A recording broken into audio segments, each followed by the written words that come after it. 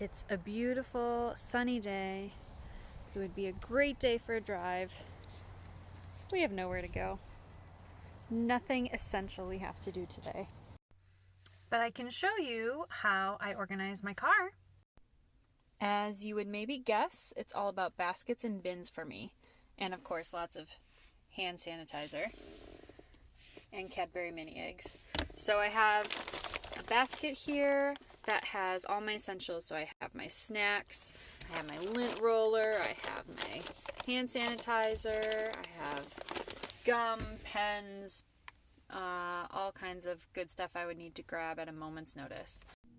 In the back seat, I have 2 more bins.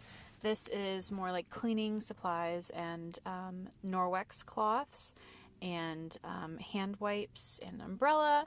And back here is supplies that I need for work. So I have different folders in this basket, in this bin, that relate to the different closet design work that I do. I have my laser measurer, shoe covers, and extra catalogs. So everything is found in one spot, so I'm ready for every appointment. So it's pretty easy for me to maintain this system because it is just me in this car. Understandably, if you have a family and everybody is in the car, using the car, messing up the car, it can be a little more complicated.